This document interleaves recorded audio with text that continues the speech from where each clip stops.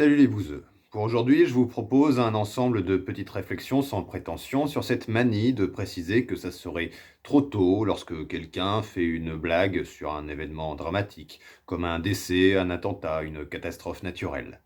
Il y aurait ainsi un délai moral avant d'avoir le droit d'en rire. Pourtant, personne ne prévient jamais quand c'est bon, ça y est, ça fait 16 mois, maintenant on a le droit d'en rire. De plus, perso, des blagues sur des gens morts, j'en ai fait un paquet, et bien aucun d'entre eux n'est jamais venu s'en plaindre. Avant de commencer, précisons que cette vidéo s'inscrit dans la continuité d'autres sur le thème de l'humour, comme LBM 35, 48, 76, 88, 104 et 105. Les liens sont dans la description. Quoi qu'il en soit, comme je le disais, on ne sait pas vraiment quand est-ce que ça devient socialement et moralement tolérable de rire par exemple d'un décès. On sait à peu près quand c'est trop tôt, on ne sait pas quand ça devient le bon moment. C'est pas très pratique pour s'organiser. La plupart des gens relèvent que le jour même, ça passe pas. Bon. Le lendemain non plus. Bon. Donc faut attendre que le corps refroidisse, hein. Très bien. Mais au bout de 2 semaines, quand ça commence à sentir, est-ce que ça passe ou pas? Et 4 ou 6 semaines? On sait pas trop. C'est très vague, hein, ça va dépendre des gens, ça va dépendre du sujet, de sa gravité ou de ses implications. Un type qui meurt, s'il est connu et très apprécié, hein, un artiste par exemple, vaut mieux attendre longtemps. Un enfant, pareil. Mais si c'est un vieux que tout le monde déteste, en général les gens qui vont se plaindre qu'on en rigole sont ceux qui étaient d'accord avec lui. De la même façon, une catastrophe naturelle, genre des inondations dans le sud et il y a eu 2 morts, un couple de vieux qui n'a pas voulu partir, faut pas rigoler, hein. Mais si c'est un tremblement de terre en Chine qui fait 10 000 morts, c'est plus facile d'en rire après tout, c'est normal, ils sont nombreux et très loin et pas très blancs. L'empathie qu'on éprouve pour des morts dépend en grande partie de la distance qui nous sépare d'eux, hein, une distance qui n'est pas que géographique, mais aussi morale et politique et identitaire. Donc tout ça, c'est très vague, hein, il n'y a pas grand-chose à en tirer, à moins de faire des études anthropologiques et sociologiques, et figurez-vous que là j'ai autre chose à foutre. De la même façon, quand il s'agit d'un événement régulier et non ponctuel, il n'y a pas tellement de sens à dire que c'est trop tôt, vu qu'il n'y a pas de limitation dans le temps. Pour que ce soit clair, quelque chose de dramatique mais habituel, comme les petits-enfants qui meurent de faim en Afrique, ou les SDF qui meurent de froid, n'importe quel sujet qui est régulier, qui n'est pas un événement soudain, dans ces cas-là ça passe. Si tu fais une blague sur les SDF qui meurent de froid, on peut te reprocher un humour douteux, mais pas le délai, hein. On va pas te dire d'attendre que ce soit l'été. Surtout que l'été, c'est la saison où on rigole des vieux qui meurent de chaud, faut faire de l'humour de saison. Ainsi, le délai pour rire d'un drame nécessite déjà qu'on soit proche du drame, que ça nous touche, et que ce ne soit pas un drame récurrent. Seulement, d'autres problèmes s'imposent à nous. Le plus flagrant pour moi, c'est la confusion entre rire de la mort et rire du mort.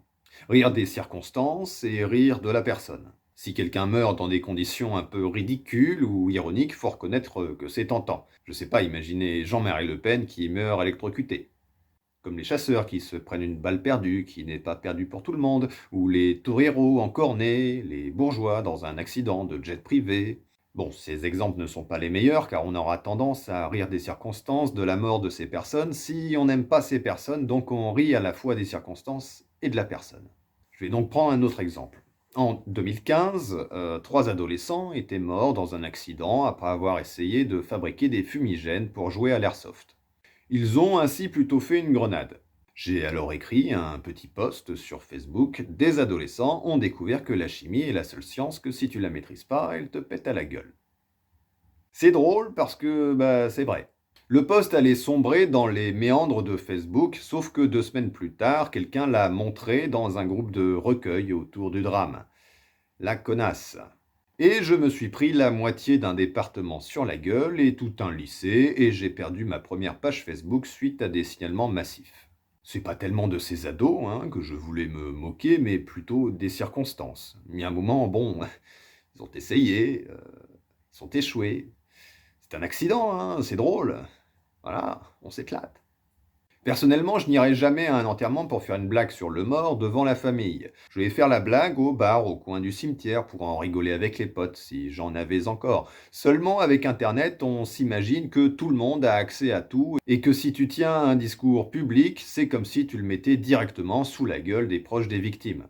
Avec cette logique, finalement, on se retrouve à devoir gérer la sensibilité de toute la planète et ça devient un petit peu chiant.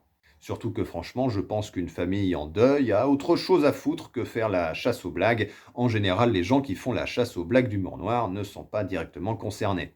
Toutefois, il y a quand même un côté connard à ce genre d'humour. C'est quand on a l'intention non pas de faire rire une minorité de personnes appréciant d'être choquées et d'en rire, mais au contraire de choquer la majorité qui n'aime pas ça. Il y en a beaucoup, hein, des comme ça, et je ne dis pas que je ne l'ai jamais fait. C'est du supposé humour noir pratiqué comme virilisme intellectuel, c'est-à-dire afin de montrer fièrement son insensibilité, de montrer comme moi ça ne me touche pas car j'ai de bonnes grosses couilles bien solides qui font de moi quelqu'un d'insensible. Aujourd'hui, je ne considère pas cela comme de l'humour noir, mais comme du mauvais goût, car à la différence de l'humour noir, on n'exprime pas une catharsis, c'est-à-dire une méthode pour surmonter sa sensibilité, mais au contraire, on exprime notre insensibilité. On se retrouve alors avec généralement de jeunes hommes qui sautent sur l'occasion de faire une blague le plus rapidement possible avec un concours tacite entre tous les participants, ça sera celui qui sera le plus choquant. Je me souviens en 2001, dès le lendemain du 11 septembre, c'était un 12 septembre si ma mémoire est bonne, en allant au collège retrouver les copains, tout le monde s'échangeait les dernières blagues sur l'attentat. Des gamins de 13 ans qui font des blagues sur un attentat dans la cour de récré, non, ce ne sont pas de brillants intellectuels qui dépassent l'horreur du monde par l'expression d'un trait d'esprit humoristique, c'est bien parce qu'ils en ont pas grand-chose à foutre. Ce n'est pas de l'humour noir, mais du mauvais goût. Alors pourquoi pas, hein, mais il faut l'assumer. Mais pour en revenir au sujet, car je me suis un peu égaré, ce délai moral, cette idée qu'une blague est faite trop tôt, c'est une incompréhension de l'humour noir. Déjà, faut que ça choque. Faut un minimum outrepasser les règles morales en vigueur, y compris de ceux qui en rigolent. Quand on apprécie une vanne d'humour noir, on est choqué et ça nous plaît, comme quelqu'un qui apprécie d'avoir peur devant un film d'horreur. Ainsi, c'est au contraire parce que ce n'est pas le moment que c'est drôle. Et j'aurais dû commencer par là. Peut-on considérer qu'une blague sur le massacre de la Saint-Barthélemy, c'est de l'humour noir? Pas tellement, sauf si on raccroche cela à notre actualité, car la Saint-Barthélemy a perdu tout aspect dramatique. Qui va être choqué d'une blague sur un massacre qui a eu lieu il y a 5 siècles? Les blagues sur Jeanne d'Arc qui veut descendre sont-elles vraiment de l'humour noir? Notre morale est ce qu'elle est, et ce ne sont pas des arguments qui la feront évoluer, mais j'aimerais tout de même relever que le délai moral a pour conséquence de créer des sujets faciles pour l'humour de mauvais goût, qui se fera passer pour de l'humour noir provoquant à peu de frais. Et on se retrouve avec des blagues sur le petit Grégory qui devient juste un running gag facile. Ouh lolo, j'ai fait une blague sur un enfant mort il y a 40 ans, je suis trop dark. Alors que bon, c'est facile, hein, c'est usé jusqu'à la corde. En général, c'est des blagues qui tombent à l'eau et reposant sur des jeux de mots plus ou moins bien trouvés. Comprenez-moi bien, je ne dis pas que je suis choqué des blagues sur le petit Grégory, je dis juste que bon, c'est lourd.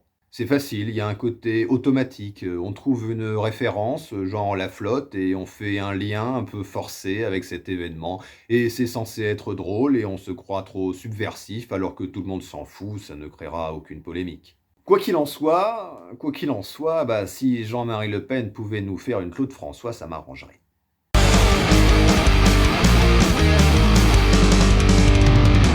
Notre émission est désormais terminée, j'espère qu'elle vous a plu. Si c'est le cas, n'hésitez pas à le signaler dans les commentaires.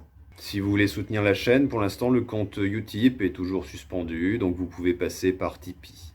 Il n'y a pas de deuxième partie avec l'appel des auditeurs, je n'ai pas trop la tête à écrire des blagues en ce moment. On se retrouvera peut-être la semaine prochaine. Allez, salut!